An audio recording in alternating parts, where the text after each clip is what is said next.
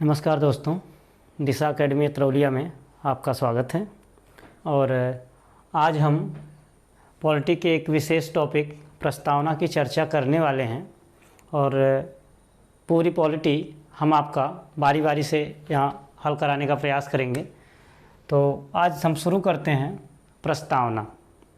दोस्तों, प्रस्तावना के बारे में हम आपको ये बताएं, इसके बारे में कहा जाता है कि प्रस्तावना संविधान की आत्मा है।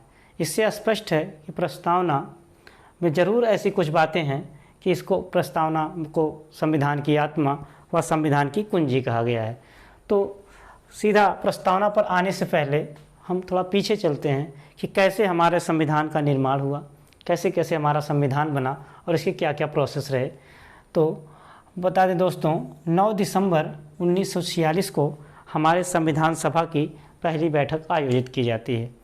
और इस पहली बैठक की अध्यक्षता डॉक्टर सच्चिदानंद सिन्हा ने की। डॉक्टर सच्चिदानंद सिन्हा।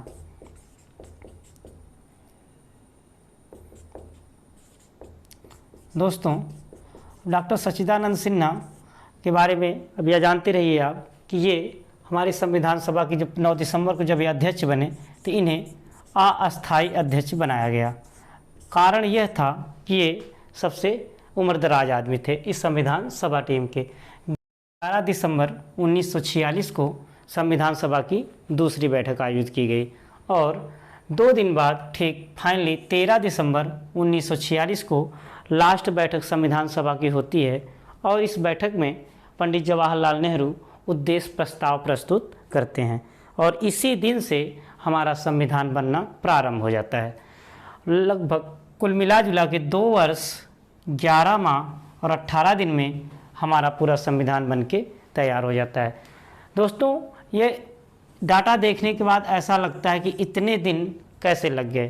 तो हम आपको बताना चाहते हैं कि हमारा जो भारतीय संविधान है यह दुनिया का सबसे विस्तृत संविधान है। और इस संविधान को बनाने के लिए हमारे संविधान निर्माताओं ने अधिकांशतः देशों के संविधानों का अध्ययन किया और इस जितने भी देशों के संविधान थे उनकी जो जो अच्छी बातें थी उन सबको हमने अपने संविधान में जोड़ा है। तो यदि आपसे कभी ये पूछा जाए कि दुनिया का सबसे विस्तृत संविधान कहाँ का है तो आप बताएंगे हिंदुस्तान का या हमारे देश का संविधान, भारतीय संविधान। दोस्तों, अब देख लेते हैं जैसे संविधान बना तो उसके बाद में हमने संविधान का अगर पहला पेज आप खोलेंगे तो उस पर हमको ये देखने को मिलता है प्रस्तावना। चूँकि अब प्रस्तावना को संविधान की आत्मा कहा जाता है। बट दोस्तों, एक बात का ख्याल रखिएगा कि यदि आपसे ये पूछे कि डॉक्टर बी.आर. अम्बेडकर के द्वारा संविधान की आत्मा किसे कहा गया है, तब आप प्रस्तावना को नहीं बताएंगे। तब आपका जवाब होगा अनुच्छेद 32। अनुच्छेद 32 में संवैधानिक उपचारों का अधिकार दिया गया है और डॉक्टर बी.आर. अम्बेडकर ने अनुच्छेद 32 को संविधान की आत्मा कहा है। बाकी संविधान के अगर सिर्फ आपसे ऐसा पूछे कि संविधान की आत्मा किसे कहते हैं, संविधान की कुंजी किसे कहते हैं, तो आप प्रस्तावना को बताएंगे। दोस्तों, प्रस्तावना में जो एक एक शब्द हैं सबका बहुत ही व्यापक अर्थ है। तो हम सबसे पहले प्रस्तावना के कुछ शब्दों का अर्थ जान लेते हैं कि इसका मतलब क्या होगा। जैसे पहला ही शब्द है हम भारत के लोग। इसका तात्पर्य यह है कि जो हमारा भारतीय संविधान है यह हम पर थोपा नहीं गया है, इसको हमने खुद बनाया है और भारत के शासन की जो संपूर्ण शक्ति होगी वह जनता में निहित होगी। दूसरा टॉपिक है, देखते हैं, एक शब्द देखिए आपको दिख रहा होगा, समाजवादी, पंथ निरपेक्ष और अखंडता। इसके बारे में बताने से पहले दोस्तों हम ये बता दें कि समाजवादी, पंथ निरपेक्ष और अखंडता ये हमारे मूल संविधान की प्रस्तावना में पहले नहीं थे। इन्हें हमने बाद में जोड़ा है। तो अब उसकी भी एक कहानी है, उसको हम जान लेते हैं। दोस्तों, एक वाद है इनरी बेरुवारी वाद 1900 60। दोस्तों, इस वाद में सुप्रीम कोर्ट ने यह कहा कि ये पूछा गया सुप्रीम कोर्ट से कि प्रस्तावना संविधान का अंग है या नहीं है, तथा उसमें परिवर्तन हो सकता है कि नहीं। सुप्रीम कोर्ट का यह स्टेटमेंट आया कि प्रस्तावना संविधान का अंग नहीं है और उसमें परिवर्तन नहीं किए जा सकते। दोस्तों, इसके बाद एक और वाद आता है केशवानंद भारती बनाम केरल राज्य।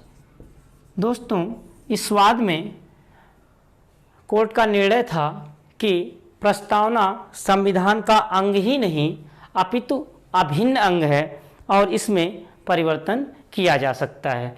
और सिर्फ उसमें एक लाइन और जोड़ दी गई, कहा उसमें संविधान की प्रस्तावना में तो परिवर्तन किया जा सकता है, लेकिन उसके मूलभूत ढांचे को बदला नहीं जा सकता। मतलब परिवर्तन आप कर सकते हैं, लेकिन इतना भी परिवर्तन ना कर दिया जाए कि जो हमारे प्रस्तावना की जो मूल बातें हैं वो पूरी तरीके से उलट पलट जाएं।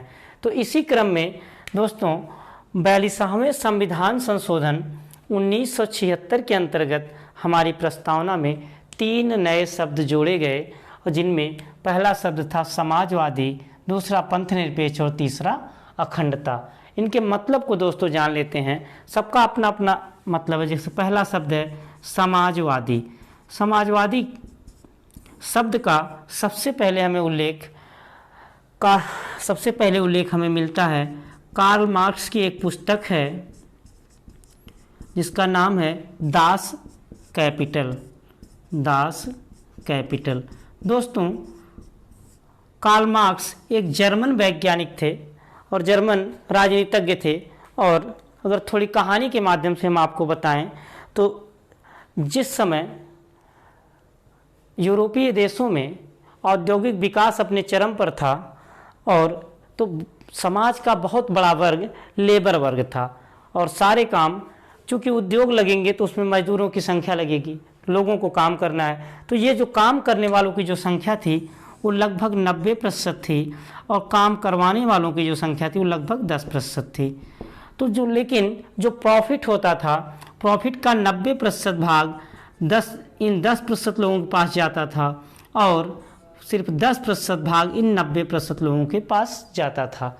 कार्ल मार्क्स ने इन चीज़ों को अपनी आंखों से देखा, और उसने अपनी पुस्तक दास कैपिटल में यह लिखा है, एक नारा दिया कि दुनिया के मजदूरों एक हो जाओ। और उनका सिद्धांत था कि जितने भी प्राकृतिक संसाधन हैं, ठीक है, सबका वितरण समान होना चाहिए, सबके पास सब कुछ समान होना चाहिए, जितने भी संसाधन हैं सब समान रूप से वितरित होने चाहिए। लेकिन दोस्तों, हम आपको बता दें, जो भारत में जो समाजवादी शब्द जोड़ा गया है, यह हमारा नेहरू और गांधी के सिद्धांतों पर आधारित है। क्योंकि दोस्तों यह चीज़ संभव नहीं है कि सबको समान कर दिया जाए। यदि ऐसा हो गया तब भी समाज में विद्रोह हो जाएगा, क्योंकि समाज को चलने के लिए सबको समान होने पर भी बहुत बड़ा वायलेंस हो जाएगा। ऊपर मतलब समाज को चलने के लिए उच्च वर्ग और निम्न वर्ग दोनों का होना जरूरी है। इसीलिए हमारे यहाँ समाजवाद की परिकल्पना यह की गई है कि सबका नैतिक विकास हो सके और सबके पास कम से कम इतना विकास सबका जरूर हो कि सब लोग अपने व्यक्तित्व का विकास कर सकें। दोस्तों, दूसरा शब्द है पंथ निरपेक्ष। पंथ निरपेक्ष का मतलब यह है कि हमारे देश में किसी भी धर्म को राष्ट्रीय धर्म नहीं माना गया है। दोस्तों, अधिकांशतः यूरोपीय पश्चिम के देशों में आप देखेंगे कि देशों के राष्ट्रीय धर्म होते हैं, और जो अदर धर्म के लोग वहाँ रहते हैं उनको वह रिस्पेक्ट, वो इज्जत नहीं मिलती। लेकिन दोस्तों हमारे भारतीय संविधान की प्रस्तावना में भी इस बात का उल्लेख है। और जब हम आपको मूल अधिकार पढ़ाएंगे उसमें भी धार्मिक स्वतंत्रता के अधिकार के अंतर्गत इस बात पर बहुत ही जोर दिया गया है कि भारत का कोई भी राष्ट्रीय धर्म नहीं होगा। भारत में रहने वाला हर व्यक्ति अपने अनुसार किसी भी धर्म को स्वीकार कर सकता है और उसकी उपासना कर सकता है, उसमें आस्था या निष्ठा रख सकता है। दोस्तों अगला टॉपिक है अखंडता। अखंडता का मतलब ये है कि दोस्तों एक चीज़ ज़रा समझ लीजिए पहले कि अखंडता के मतलब चूँकि भारत राज्यों का संघ है और इसको किसी भी कीमत पर खंडित नहीं किया जा सकता। हमारे अनुच्छेद 1 में यह बात लिखी गई है कि India that is Bharat shall be union of states, मतलब हमारे संघ शब्द के लिए जो शब्द प्रयोग हुआ है वह यूनियन हुआ है। दोस्तों फेडरल एक शब्द है जिसका अर्थ भी संघ होता है और यह शब्द अमेरिका के राज्यों के लिए किया जाता है। अगर बातों को अच्छे से समझें तो अमेरिका भी राज्यों का संघ है और भारत भी राज्यों का संघ है, लेकिन अमेरिका और भारत में यह अंतर है कि भारत में यूनियन शब्द का प्रयोग हुआ है और अमेरिका में फेडरल। और जहाँ भी फेडरल शब्द का प्रयोग किया जाता है वह राज्य एक समझौते का परिणाम होता है, यानी कि अमेरिका का कोई भी राज्य जब चाहे तब अमेरिका से अलग हो सकता है। लेकिन दोस्तों भारत का कोई भी राज्य किसी भी कीमत पर भारत से अलग नहीं हो सकता, क्योंकि भारत में जो संघ शब्द के लिए प्रयोग किया वर्ड है उसको हम यूनियन बोलते हैं। इस अखंडता का मतलब आप समझ गए होंगे कि मतलब किसी भी कीमत पर भारत को खंडित नहीं किया जा सकता। अगला बहुत ही इम्पॉर्टेंट शब्द है जिसको बोलते गणराज्य। गणराज्य का मतलब समझिए दोस्तों। पहले थोड़ा सा हम आपको ये बता दें कि विश्व में पूरे लगभग 3 तंत्र पाए जाते हैं, जिसमें होता है आपका लोकतंत्र, गणतंत्र और राजतंत्र। लोकतंत्र के बारे में एक बहुत ही फेमस स्टेटमेंट है आपके अब्राहम लिंकन साहब का, to the people, by the people, for the people. जनता का जनता के लिए और जनता के द्वारा, इस शासन को क्या बोलते लोकतंत्र कहते हैं। गणतंत्र मीन्स होता है कुछ लोगों का शासन, और जो राजतंत्र मतलब राजा का लड़का ही जब राजा हो, मतलब वंशानुगत राजा बनते रहें, उसको हम बोलते हैं राजतंत्र। दोस्तों एक बात याद रखिए, जब भी आपसे ये पूछे कि ब्रिटेन में लोकतंत्र है या राजतंत्र, तो इस पर आपका जवाब हमेशा राजतंत्र होना चाहिए, क्योंकि आपको पता है कि जितना भी पार्लियामेंट्री सिस्टम जो हमारा लिया गया है वो ब्रिटेन के संविधान से लिया गया है, ब्रिटेन से लिया गया है, लेकिन इसके बावजूद भी आपके यहाँ लोकतंत्र है और वहाँ राजतंत्र है। इसका कारण सिर्फ ये है कि जो वहाँ का राजा या रानी होता है वह वंशानुगत होता है। हमारे यहाँ का जो संप्रभु है सब यानी कि राष्ट्रपति, हमारे यहाँ के राष्ट्रपति का चुनाव होता है, इसीलिए भारत एक गणराज्य है और ब्रिटेन एक राजतंत्र है। अगला शब्द है दोस्तों सामाजिक, आर्थिक और राजनीतिक न्याय। सामाजिक न्याय का मतलब है कि समाज में किसी को छोटा और बड़ा नहीं समझा जाएगा और सबके पास संसाधन इतने हों कि उनके व्यक्तित्व का विकास हो सके। आर्थिक न्याय का मतलब भी वही है कि सबके पास इतने पैसे तो ज़रूर हों कि जो बेसिक चीज़ें हैं जैसे रोटी, कपड़ा और मकान, ये सबको समुचित तरीके से उपलब्ध हो सके।